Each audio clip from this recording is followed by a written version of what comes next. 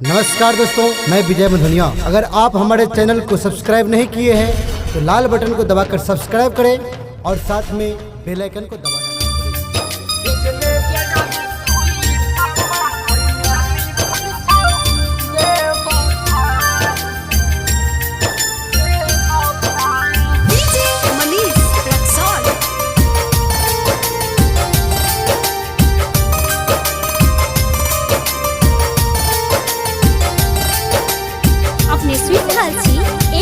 Production के शानदार प्रस्तुति। दिल में हमारा नहीं छै कोनो गम, दिल में हमारा नहीं छै कोनो गम छी तू जानू किया खफा भेजले जे रही तू लिफाफा, भेजले जे रही तू लिफाफा ओइ में लिखल छौ बेवफा,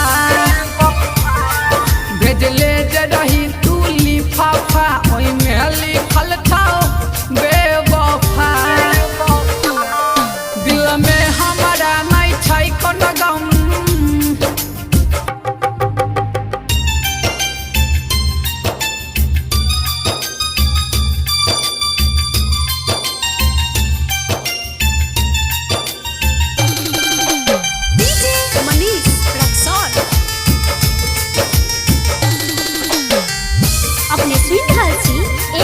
प्रोडक्शन के शानदार प्रस्तुति।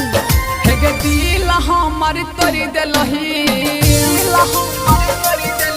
हेगे साथ हमर छोड़ी देलही, हेगे दिल हमर तोरी देलही, हेगे साथ हमर छोड़ी देलही। अब मिटा लेलही दिल पर से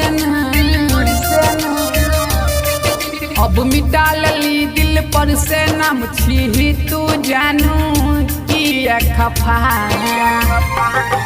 भेजले जे रही तू लिफाफा, भेजले जे रही तू लिफाफा ओइ में लिखल छौ बेवफा, भेजले जे रही तू लिफाफा ओइ में लिखल छौ बेवफा।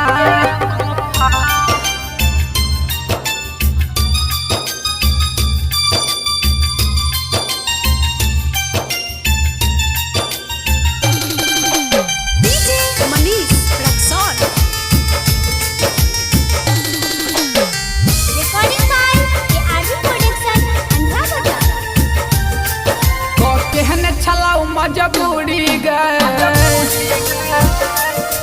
हमारा सबने लाटूरी गए,